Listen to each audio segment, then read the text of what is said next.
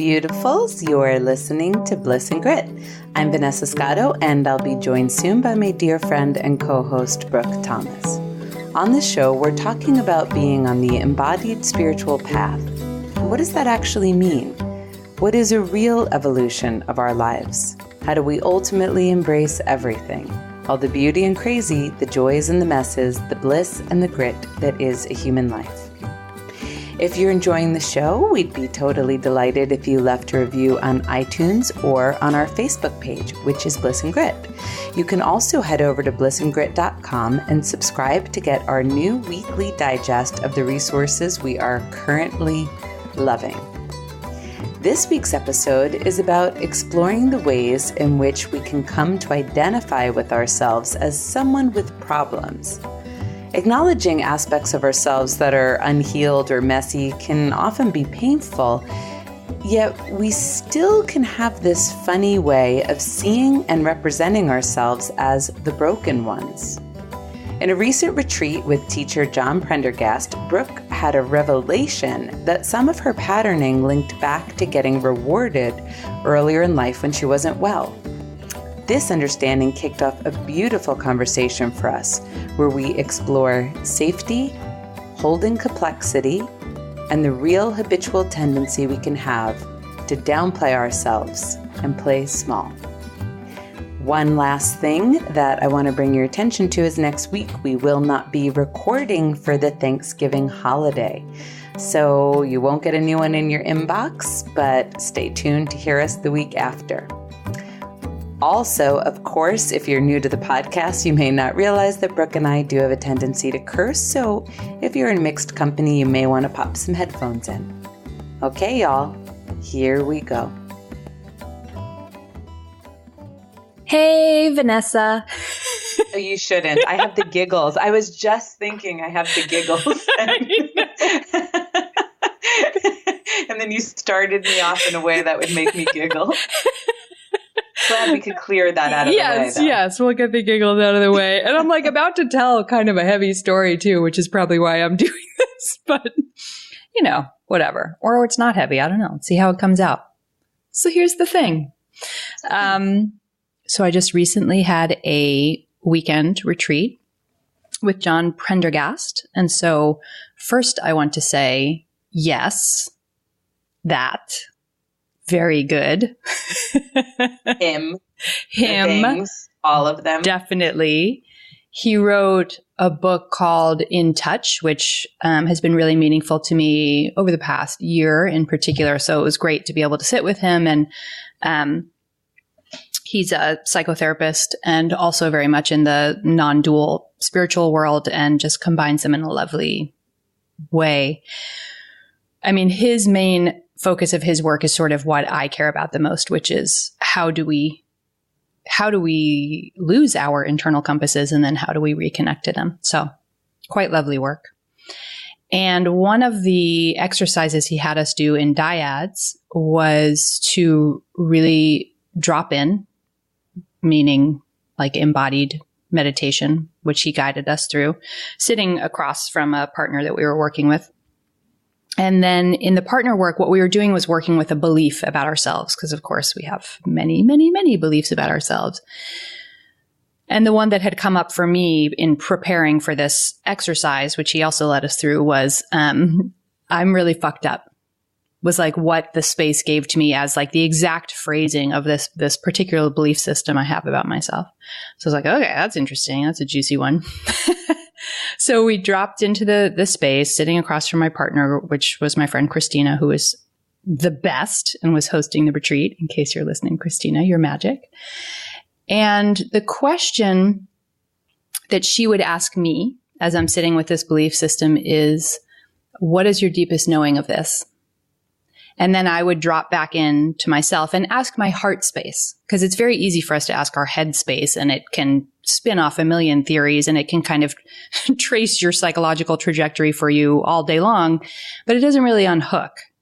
And we would keep going back and forth whenever I would nod to her that I wanted her to ask me again so that I could keep putting the bucket down the well, and seeing what would come up. And what was really cool about the way that he had us really deeply attune to ourselves first and then to one another from within ourselves, much like Judith Blackstone does,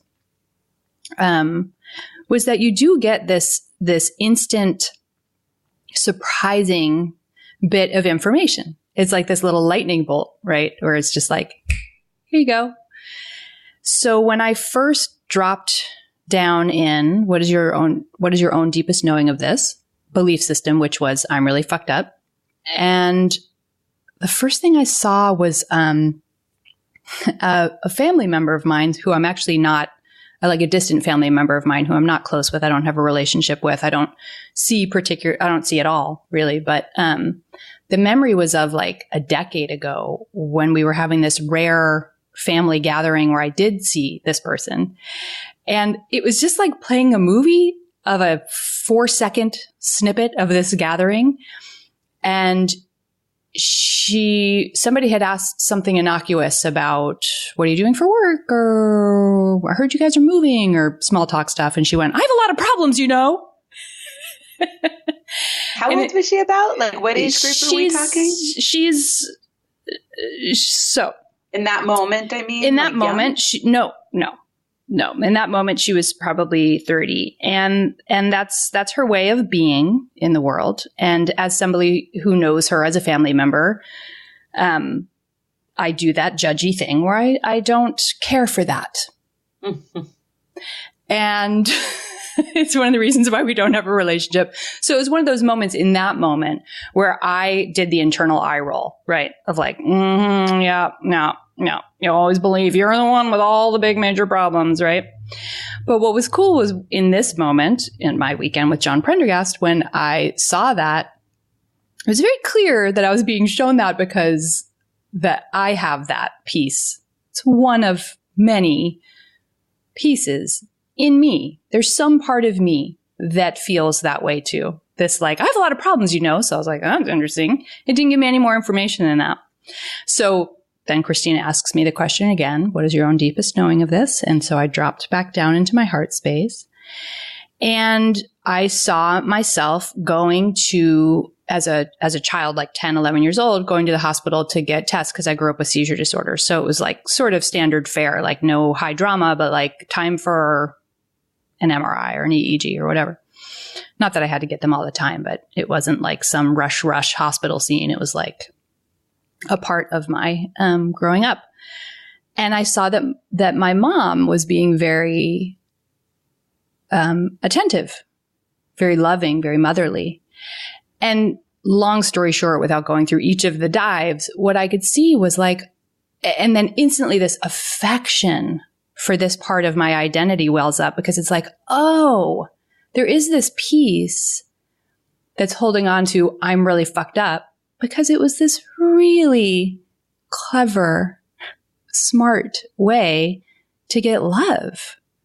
Like if I'm going to the hospital for an EEG, I get a lot of love and affection and mothering, which at that time, for a chunk of my growing up, not so much. I had to do a lot of adulting. So it was very sweet to see, like, oh my gosh, how smart of you, right? Like you got to be a kid who was mothered when you were, quote, really fucked up, like you had to go to the hospital to get some test. And so first I could have all this affection for it. I could also see it and I could see how it's playing right now. And it's so cool because I don't have any kind of at all like high drama situation. It's just that there's this part of me, like what we were talking about with Jeannie Zandy, where it's like, I don't know why I feel the fear. And I think that is a myriad of things. So I'm not trying to like pin it down to this one thing, but there is this piece that's like, has formed identity around the one who has a lot of problems, the one who's, got it more fucked up than other people, which growing up was about health. So much sweetness for that and so much affection. I thought, isn't that interesting? Like we recently did an episode a couple back where a lot of what we were talking about is how much all of us in our culture want to be the ones who have our shit together. We want to be able to do that. And that maybe we don't have to get our shit together. And I was like, and at the exact same time, I also have this part of me that is attached to being the one who can't get her shit together or who has a lot of problems, you know, or like who's kind of fucked up. How sweet to see that layer too. So I wanted to talk a little bit about what happens when we, in innocence, such beloved innocence, can sometimes get attached to being the one who can't get it together. How does that serve us? And it's also connected to something you and I have for years, long before Bliss and Grit existed, gone through together. We had a year where we were texting each other, for those of you listening. We were texting each other the phrase, own your seniority, randomly through the day, here and there, because we were trying to remind each other that we can step into our adulthood. We can step into our worthiness, and that we have things to share, like on our career path and in the world. And it continues to be a thing, something that we're working out together and individually. So that. Yeah, identity is so funny, isn't it? Because there's nothing linear or rational about it, in the sense that, for example, you can find yourself to be not enough and too much. And you can find yourself to be one who needs to have it all together and one who has nothing together, right? And that these different aspects can exist all in the same moment, right? I related to that story you just told in myself around being sick. You know, I recognized a little bit back, weeks, months, whatever it was, that being sick is like a boundary for me. You know, it's a great way to say no. You know, it's perhaps a way to say no that I feel really safe with, you know, I just literally can't do it. You know, I can't do it. I wish, can't stay in Miami, Mom and Dad, I'm sick. You know, there's this ability to set boundaries. And of course, when I was little, I seemed to have come into this world with just gobs of body karma, and I was sick all the time. And like what you were describing, I certainly got loving kindness and attention. You know, for all I know, maybe the chaos in my house like abated a little bit as they shifted into a different focus, you know, the focus being their child being sick and not all of the other things that may typically catch their attention between one another.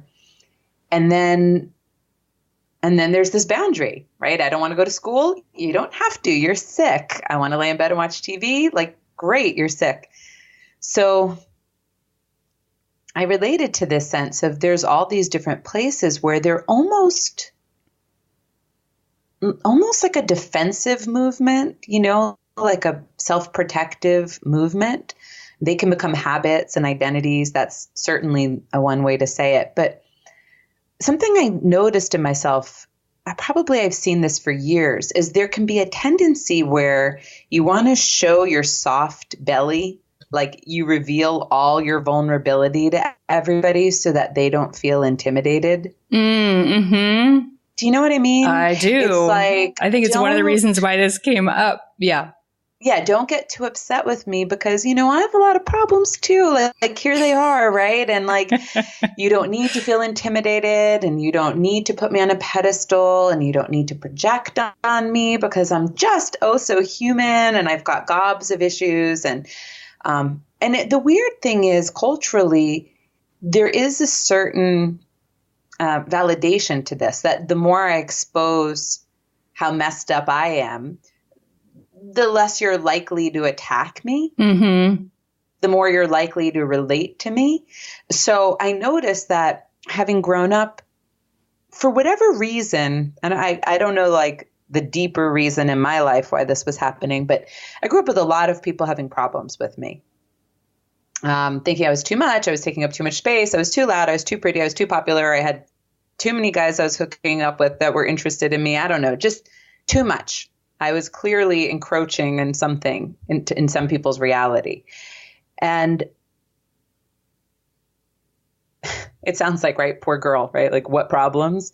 And then what happens though is I was getting negative attention, right? I was having a lot of drama with people at school. People were not liking me. People were, I had a lot of kind of group violence isn't the word, but like when a group all turns against you.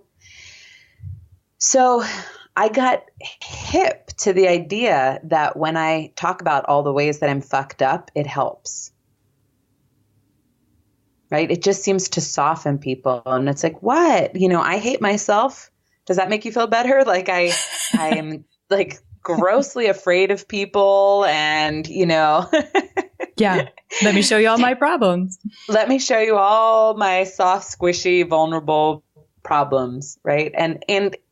And there's a real part of intimacy and connection that involves that. So, you know, there's no categorical statement here. What becomes interesting, I think what we're talking about is when that becomes a defensive movement or a habit or a pattern that you almost become attached to in a way that it negates the rest of the truth, which is, and I'm an expert in my field.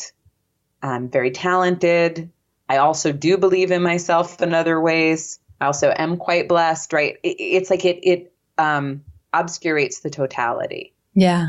And you know, what's funny is I'm thinking about at the end of the retreat when we were, you know, all complete and just leaving, I was talking with this lovely woman. And first she was saying to me that there was something about the way I was communicating, like when I would speak in the group, that she was like, wow, I want to know what she sees and what she's glimpsed. And like kind of this like, wow, she's really you know, farther down the road. And I want to know what she's figured out, like a little bit of admiration. Right. And then right after she finished saying it, and I think it is so great because it illustrates what we do all the time. She was like, because I was there and I was with John Prendergast. And so I was very much telling him like what's going on and asking for help and working on that with the group. And she was like, but I was also like, come on. At what point do people just like figure it out? And I was standing with my friend Christina, who's also been on the path for quite a long time. And we were both cracking up. I was like, I know we all want to believe that there is the brass ring and someone's going to get it, you know, and we want the one person in the room or the people in the room who've been on the path for a long time to go, it's, you know, look, I've been on the path a long time and I'm all tidied up and I grabbed the brass ring and it's awesome. So it's like at the exact same time, those things happen. Can I be in the circle? Can I be in the group and really bear, you know, what's going on for me?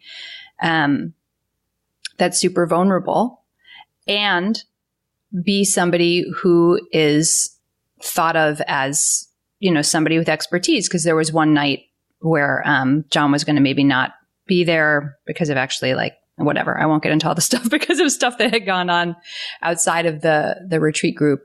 And so there was this chance that I was going to have to lead the night meditation. Christina had wanted me to run it. And I was like, oh, come on. You know, like I'm sitting in this circle all weekend bearing my soul. And now I'm going to sit up in front and be like, follow me, dear ones. I'm the one that now is going to guide you into meditation. You know, it's like, come on. How do we allow ourselves to be both and, you know, like if I had to do that night, which I didn't because of the way it worked out, it would have been really interesting, right? Like here's I'm really fucked up, soft, messy underbelly. And then also stepping into the role of teacher in the place of somebody who, I deeply admire, not because I was going to teach his material or anything. I was going to do a guided meditation, but, so funny to watch both of those things happen. Same. Like, and yes, we can step into roles of expertise and, capacity and ability and be messy humans, but we don't have a culture that values that those things coexist all the time in all of us. Sure. I mean, the discrepancy is only conceptual because Totally. the reality is they coexist. But it's so interesting how we can look at the concept and think that's meant to be reality. So conceptually, we have this divide. If I'm the one who's falling apart, I can't be the one who has anything understood. Yeah. Right? That there are these two different discrepant things. And yet they literally coexist with each other all of the time, not only at the very same moment, but also in this ebbing and flowing kind of a way. And there's this way that, when you look at psychological defense, wow, it feels like forever ago, you and I spoke about the fear that can arise around joy. And I was talking about this school of psychology that's called psychosynthesis and how they talk about the repression of the sublime. So normally we think about psychological defenses in terms of, I don't want to feel my shame. I don't want to feel my fear. I don't want you to know how fucked up I am or how unlovable I am. But there are also defenses towards these other aspects of self that could be considered transcendent or divine or sacred or beautiful or powerful or special, intelligent, all of these different quote unquote beautiful aspects of self. And so really what we're looking at, I guess, with identity, the funny thing is you have this idea of who you're supposed to be to get by in this world, right? To get love, to be safe, to feel somewhat good. And you create a whole structure around that. Like we would say in psychology, personality structure, but that's not what I feel. I feel it's like you're shaping clay, like Vanessa is going to be like this. And I'm starting to shape it. And I start to have this kind of like guidelines forming. And they're like, well, she has to have some confidence because otherwise she'll get bullied, but not too much. Definitely show people how you're vulnerable and that'll work out, and try to take on people's feelings as much as you can. You can't be happy unless they're happy. And you start to structure yourself cellularly, somatically. And that orientation, that becomes your orientation towards life. Everything gets then filtered through this structure so that as you think, as you decide, as you choose, as you feel, as you move, as you breathe, it's all getting filtered through these structures. I'm the one with the problems. I'm not enough. I'm the smart one. It doesn't even really matter. And in that, you're always negating some other aspect of self. Some of them could be, these gorgeous ones that we only dream about having, and some of them could be the ones that we feel afraid and want to keep in the closet. But either way, it's not reality. It's just a division of your wholeness. I think one of the things that can happen whenever we start really examining just how many belief systems we have about who we are, all the identities we've crafted, is that it can feel like it ends in the slow blinker place. Like, so do we remove it all and remove it all and remove it all until we're just wide open space and we just give people that kind of gauzy spiritual gaze and slow blink and we don't have emotions? Like, these are the ideas that the mind or the separate self has about what it means to not hold our beliefs about who we are so tightly. And in this weekend, at the very end, it was really helpful because John was actually speaking to this directly. And he said, I'm in a role right now of teacher. He's like, not meaning I'm faking something, but like, that's what I'm here to do, is to be teacher. And it serves. And so for as long as that role is needed, meaning we're gathered here for all of the myriad of reasons that came together for that to happen, that role serves, and that's what's coming through this one. Like that would be a healthy role that you're playing. And then when it's not needed anymore, I don't walk around all the time, playing teacher. Like, it doesn't make sense, for example, if this was about me and the role of teacher, to be like at Thanksgiving dinner playing teacher, right? Like, I'm going to impart some wisdom to my family across the Thanksgiving table. No, that doesn't make any sense. Then your daughter and sibling and mother and all of the other things. And those roles serve in that environment. It works. It's how we relate. And that was just so helpful for me. It's so simple, but we do have to remind ourselves when separate self gets a little skittish, like, well, I don't want to be one of those annoying slow blink people. It's like, no. We still play roles that serve in the world, not play role meaning make believe or put on an act, but like we behave in the world in the ways that come through us because we're all unique human beings and we all have gifts and capacities and desires and creativity. And so it serves like in the right moments and in the different times. So I just want to add that too, because sometimes it can feel like falling through space and it's like, no, thank you, because I don't want to land in that place of no identities where I'm just one of those transcendent assholes who doesn't know how to be a human being anymore. Sure. But that is the interesting thing. I've heard the metaphor before that if you look at the ocean, for example, right, we know this metaphor, we're all one, the ocean is all one, and yet it has waves. Mm-hmm. And each wave is distinct and it's separate.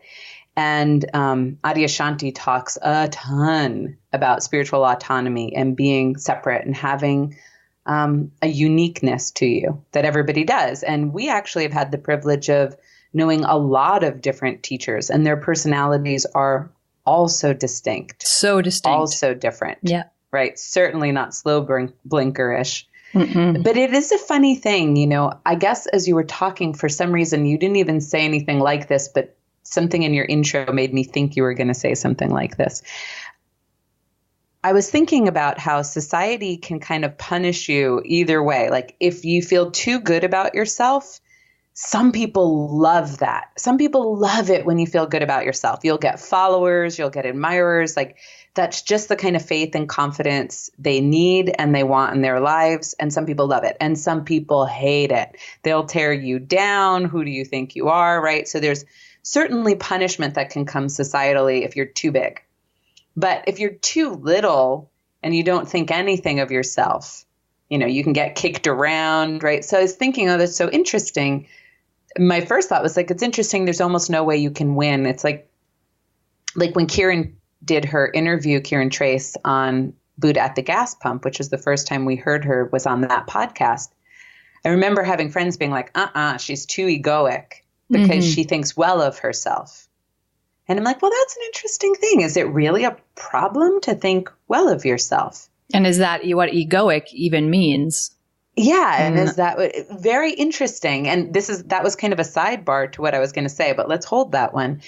But what I meant to say was I think really the problem is most of us are taught to orient outwards. So if I'm going to worry about whether or not I will be punished or praised, I already have a dilemma on my hands because I already start to shape my movement a certain way. Mm-hmm. I already start to concretize something rather than be in a spontaneous flow where I'm not the boss. Right. And I start to be as if either to try to get the praise, avoid the punishment, get the punishment, because that's what I'm used to. Like it doesn't matter. But either way, I start to shape my movement in something that I think strategically will evoke a response. But as we know about the external world, there's no consistent way to do that. Because if you praise yourself, you can get admonished. And if you make yourself small, there could be other difficulties in our society. So that's interesting. I think part of the journey is just about self-orientation, just trusting who you are and being in self-possession and letting that unfold. Like, even if you were afraid of being a slow blinker, it's like, well, why don't you just see if that's what happens? Exactly. Go see, like cross the road, right? See if that's what it looks like over there. Right. Why would we expect that? Right. So there's that piece. And then I think this is an interesting question. You know, when you feel good about yourself in mainstream culture, that can be pretty well applauded. We do love someone who is confident. But in highly sensitive circles, that's different. We start to like humility. You know, we're like, you're not so spiritual if you're tooting your own horn. Like there's nothing so spiritual about someone who's proclaiming themselves. So that is interesting territory because those are the circles that we are in because of who we are and how we move in the world. Yeah. And, I keep finding as we do this work together, it has the benefit for us, for me, of being this really wonderful self-exploration that happens in public. And it is this unfolding, right? Where it's like, I can see myself wanting to be the humble, likable one. Not that I'm like making that shit up and like putting on a show, but I can see when that starts to wrap itself into an identity, because I understand, like you said, like it's very easy to get hip to the game. Like, this is likable, right? People aren't going to attack me so much. And to just always be the one who's learning in public is a very safe place to be, and it's one of the reasons why I've stepped into this out of liberated body. Nothing that we do publicly is totally safe, but in liberated body, I was a container for other people's ideas, which was great. I don't think there's anything wrong with that. I learned a ton from learning how to hold space for other people, and I learned a ton from those people. But wow, if you're somebody who has hiding stuff, which I do, and I have pretty significant hiding stuff, not in the sense that like I have some really intense story about going deep underground, but my reasons for why I got wired that way are stronger than the average bears, let's say. And so then I can come into this and it's like, okay, but I'm still just a person in process. And if that's going to be true forever, for as long as I have the great grace to continue to be Brooke Thomas alive in this body, I will always be a person in process, because as long as we're in a human body, we're having a human experience. And like, I've been in the somatic field for 20 years. I've had some pretty big personal, realizations and then integrations of those realizations. I have a lot to offer people, and we have a lot to offer people, and we do. So it's this funny watching, like, when does it become a hiding? When does it become a safe place to hide out in, to be the one who's just in process, folks, and then we get to catch that and like step into it a little more. I had someone remind me recently of Rick Archer, who runs Buddha at the Gas Pump. You know how he picks certain analogies and then just repeats them constantly? Yeah, he loves that. He knows it and he can't stop He's like, it. I know, he knows it. And he's like, I'm like, I've heard this a million times. One of the ones that he brings up, which is a very good point, is that this path, being on an unfolding spiritual path, is not that it's most akin to riding a bicycle. You don't ride a bike terrified and vigilant that you're doing it wrong, or you might crash, or be careful. And you don't just close your eyes and take your hands off the handlebars and go, God will steer my bike the right way. I'm adding my own shit to this, but you're constantly micro orienting on the bike so that you balance, and so that it goes forward, and so that you steer, and so that you're paying attention to your environment. But it's that kind of little micro balancing, micro course correcting, so that you stay on course. And that's what we have the great benefit to do, is to do these micro course corrections. Like, oh, okay, I see how I could easily become the one who's having the terror experience. And so, right? Like, there's a bunch of different things that could go with that. And so, wow, I'm really having a profound awakening. And so don't call me out on my nervous giggle and how I hide behind it, or whatever you want to, as I do it to demonstrate, or whatever it is you want to call me out on. And I can just, in every call, always be the like, oh, don't you guys really feel for me? And like, oh God, I have so much humility. I would never be the kind of person to like step in the spotlight. Those people, the worst. And it's like, you know what? We have some things to offer too. So it's fun to see all the micro corrections. I'm not going to claim I know, so you can't say I'm wrong. Right. God forbid. Right. Because it doesn't feel safe. I mean, I recognized meditating the other day. I was actually doing Jeannie Zandy's benevolent deep meditation.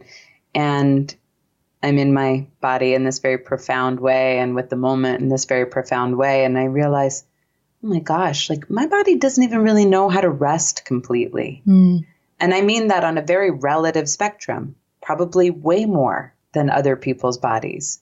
But I'm talking like, wow, it's profound to find that essential rest where we feel safe, truly, like truly as yourself, like surrendering all of the machinations and strategies and ways of being and thoughts about the future, and then just feeling really at ease in that. So once I recognized that, these kinds of understandings just put into perspective why it can be so tricky for us. You know, in one way, what we're talking about is complexity, right? We've used the word paradox, and that's a very common thing that'll show up in conversations on spiritual maturity. But we're also talking about complexity. Like, I'm complex. I am divine, I am God, and I am purely human. And I am form and I am formless. And I have aspects of myself that at moments can feel completely unworthy. And I have other aspects that know I am love and I am loved. All of it. And that's complexity, right? We're organisms with complexity. And that's beyond that, because there is no separate I. And I mean this in a really like scientific way. There's no separate I from the earth and the elements and from Brooke, right? So talk about complex. Yet the mind's desire, the ego strategy's desire is to simplify. So it's so interesting because it's almost like, you know, I've noticed this in clients now that I'm talking out loud. So maybe you come in and you haven't explored all of your conditioning and all of your past that's living in your soma. And once you open it up, you're like, holy shit, I'm fucked up, right? Like I have a lot of problems. You have this kind of dawning realization like, oh my God, I've been really hurt. And that's having a very clear effect on my current day life. And in that realization, it's a very easy, slippery slope to now identifying as that and simplifying it. So now I'm the one who has all of the issues. And I'm the one who is healing. And I'm doing the work. And I'm the one who was traumatized. And that was sad. Therefore, my life is sad. And I am stuck in sad. And we just keep simplifying. The same way as culturally, we have people who simplify to like, it's just about your mind, positive thinking. Right. You know, as if I wish it was so simple, that'd be so gorgeous. Right. But there's this urge to simplify all the time. And I think part of that beautiful bike analogy about micro movements is we can even notice within ourselves the tendencies to want to simplify it. So either we are experts and then, right, because we always have then the logical thing you were talking about, the next thing that follows. So either we are experts and then we can teach, then we can brand ourselves that way. Then we get to be confident and have answers and share them with people. Or we're human beings in process, you know, exploring the ways in which we're still constricted and restricted. And then who are we to tell anyone what to do? And who are we to feel really good about ourselves? And who are we to claim status, own our seniority? And it's so interesting that that's happening because, as I said before, that's all just a conceptual divide. Because I don't know if you just said you've been doing Rolfing for 20 years. So I've been doing acupuncture and psychology for 20 years. And I realized like I've sat with people who are suffering in some way, shape or form over 7,500 hours. That is like a very, very like minimum amount of hours. 7,500 hours? No wonder I'm good at what I do. It's a lot of hours. Right? Like you get good at things after 7,500 hours. So that is happening and I am good at what I do. And I'm a human being who's dealing with constrictions and restrictions. And once every other week, still gets on the phone with Kieran Trace to talk about the edge that's next evolving for me. Yeah. And wouldn't it be great if there were more people, and to toot our own horns here, who were in the public, had public facing work of any kind, and could step into their voice and their wisdom and their leadership role, and at the exact same time be human beings who are in process, because as long as we're alive, we're in process. And there are a lot of people who are doing that, which is great. And I would just like to make a plug for more of that. We can disrupt this cultural tendency to put people in one box or the other, by having more people doing that. So all of you listening, I know a lot of the people who listen also have their work, whether it's in private practice or they write, or they teach, or they run their own podcasts or whatever. It's like, we can change things quite a lot by holding both, and living both and showing as examples. And, the people I think who have done that really have moved people. I think it's one of the reasons why Brené Brown is so successful. It's like, wow, she's so good at, of course her work is about vulnerability, but she's so good at owning her seniority and also being a human being. Yeah. It's so helpful to witness that. It's so relieving, because it stops the separate self from trying to shove itself in one box or another. Yeah, it is profoundly relieving. Those were exactly the words I was thinking too, because there's an invitation for you to exist. I remember one of our first life coaches, Brooke and I worked with the same life coach when we were in our 20s. And I remember talking to Barbara, as our life coach's wife. I switched over to the feminine one after a while. Her husband was my first life coach. And I remember talking to her, and I just looked up to this woman. I still do. I think she's an incredible woman.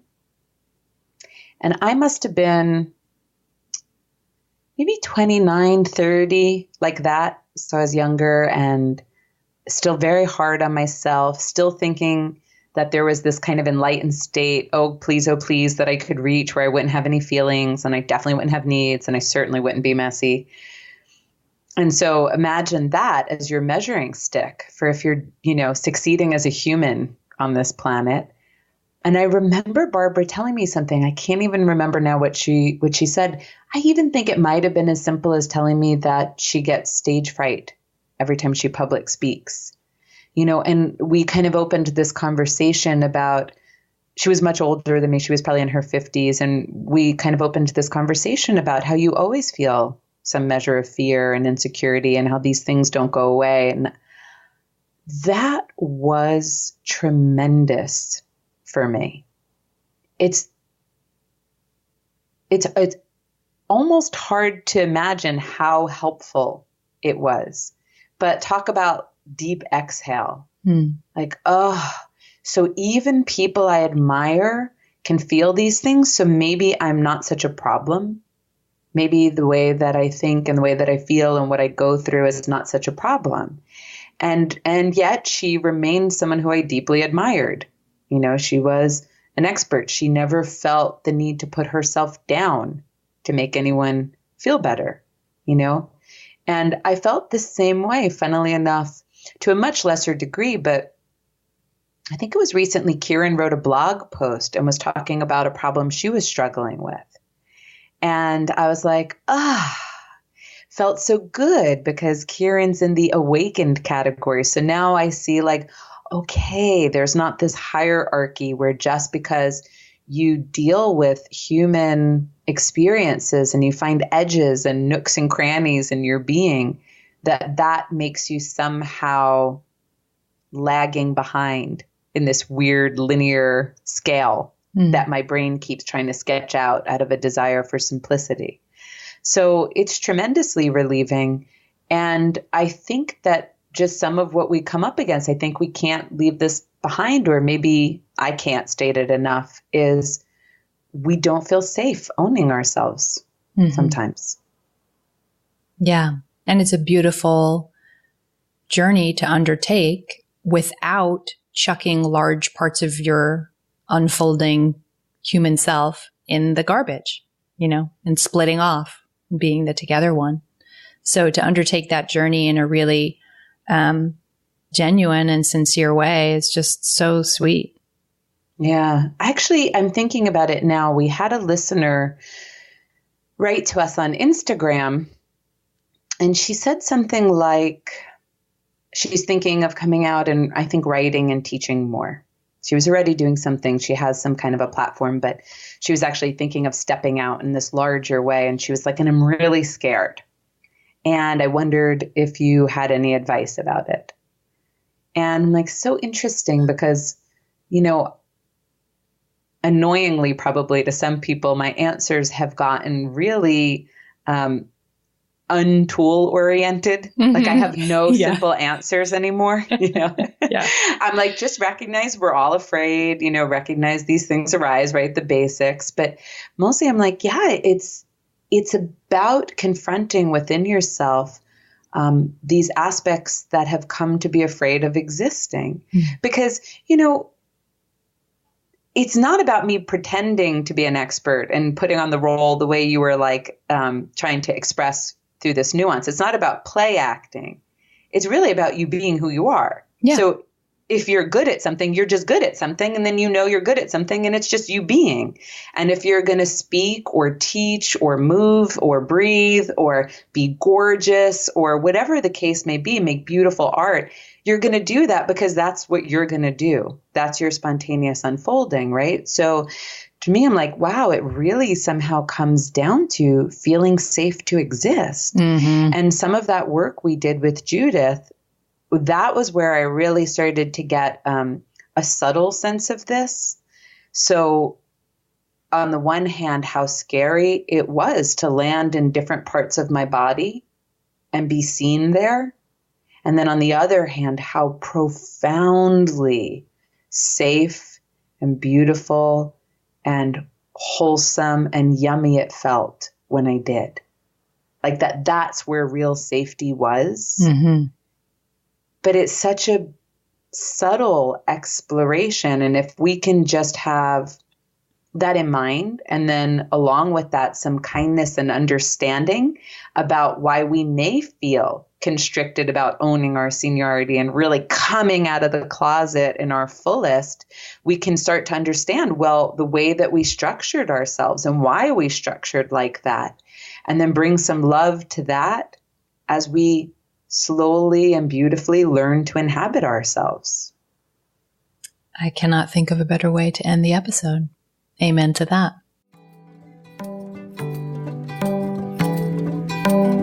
We're so happy you decided to listen to today's show. The show notes, including all of the resources that we mentioned in this episode, live at blissandgrit.com. So if you go over to the website and scroll down, you'll see each episode's separate post, and we put resources like the teachers we named or the books we talked about right in there. You can also come play with us on Instagram and on Facebook. We're having some lively conversations over there we'd love you to be a part of. We're Bliss and Grit at both of those spots.